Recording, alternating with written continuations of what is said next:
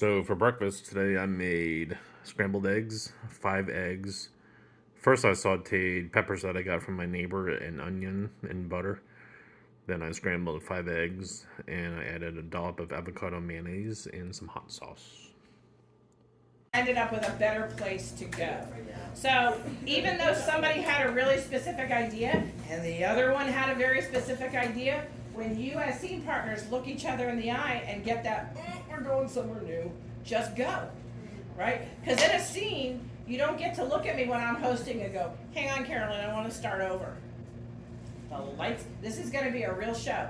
I don't mean that in a scary way, just find your way.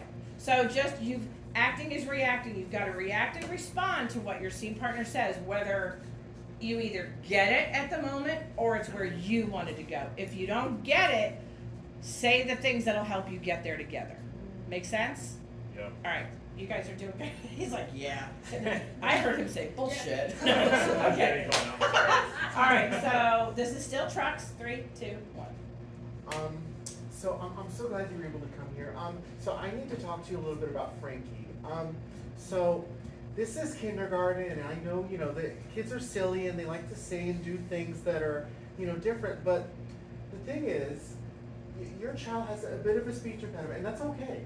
But the thing is, when they say truck, it sounds like something else. And the 5th graders, they hear him say that, and it creates a bit of a situation.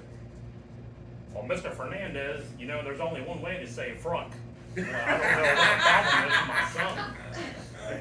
So, but I want you to understand is that we try to create an environment where everyone feels comfortable and everyone, is able to express themselves. And I want Frankie to continue to express himself. But the thing is that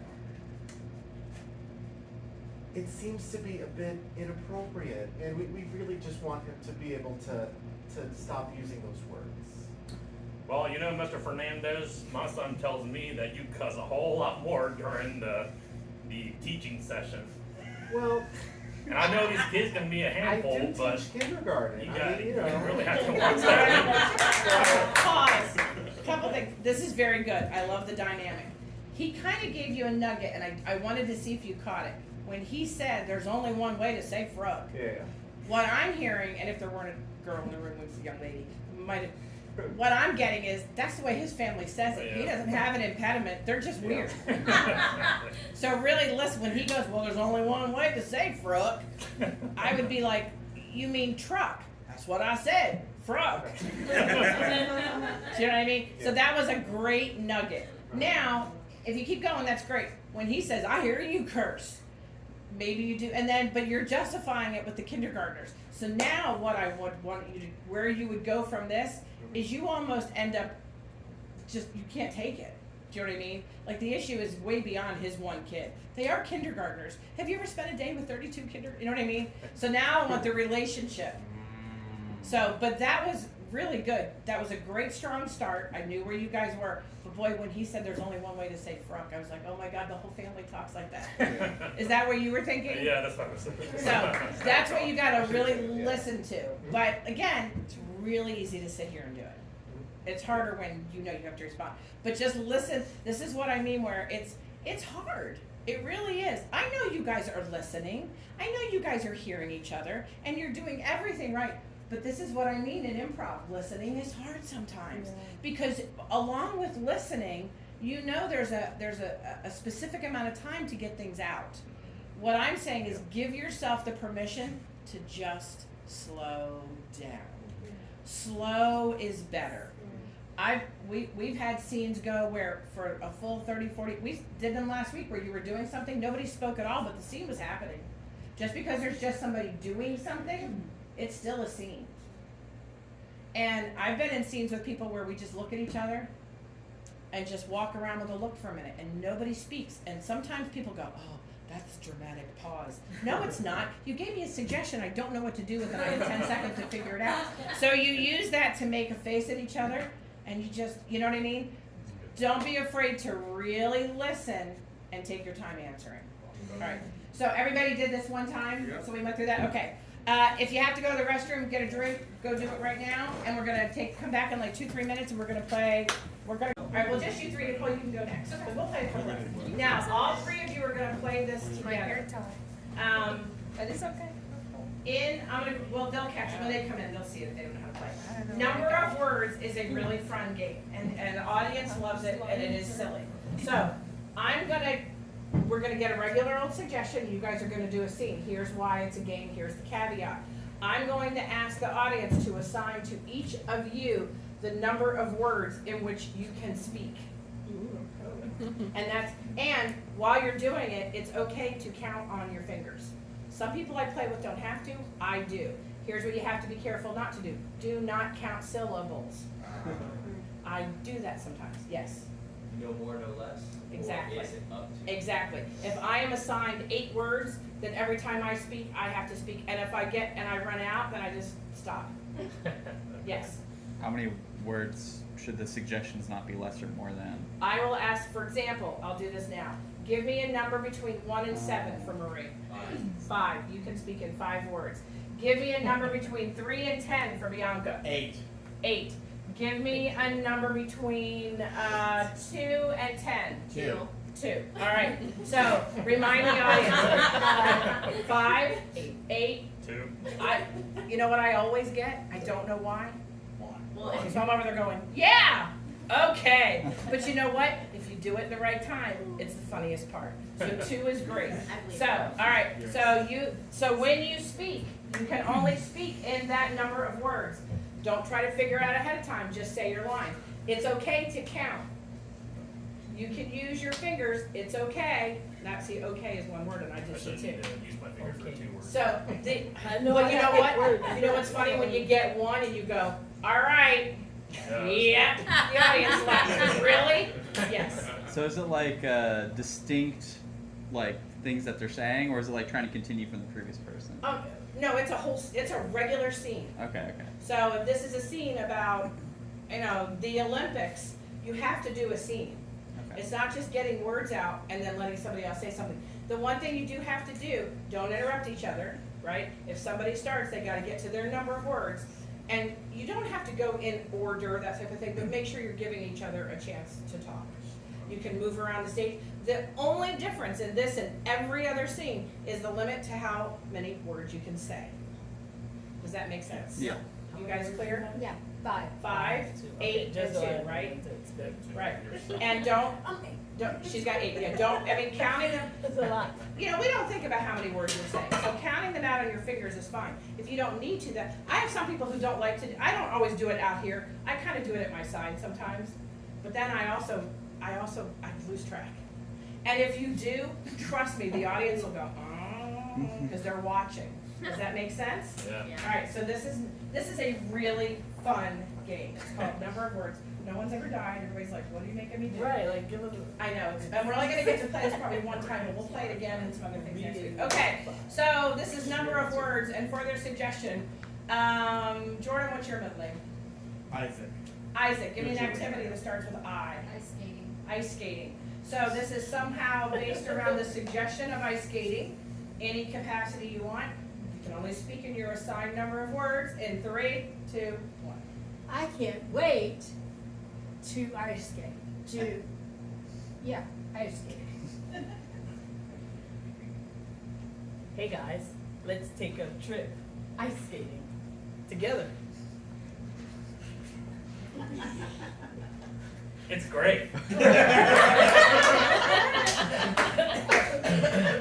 Especially when the ice is so.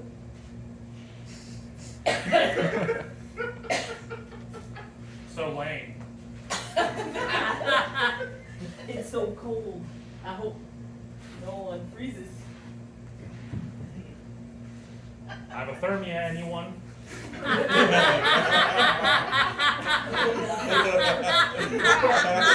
Watch out for that. Right. Oh no! I almost fell in myself. Dive shallow.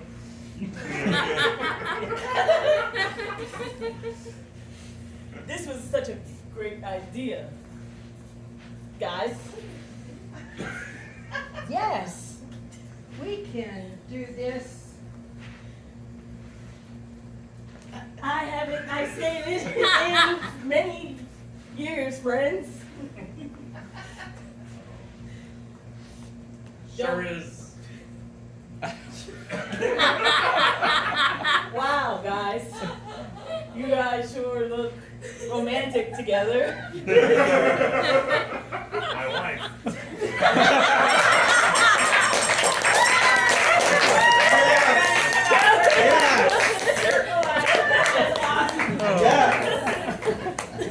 And the thing is, it's funny. And if Marie had You're at So, Bandit, like, this trying out the hand- chorizo bowl with flank This hand steak, just kind of like salsa like verde, burn slash stings whatever it touches, matcha right? latte. But like I actually found it to be not as bad as like ghost pepper hot sauce. Funny enough, even though it's technically. Hey, so just a quick recap. As you saw in the videos, I showed some of my improv today. And afterwards, I went to my sister's house. And I went there to color eggs. Well, my nephew's colored eggs. And we had dinner there also. She ordered pizza. And of course, I want to stay keto. So I got some rotisserie chickens from Publix, and I made like a lettuce wrap.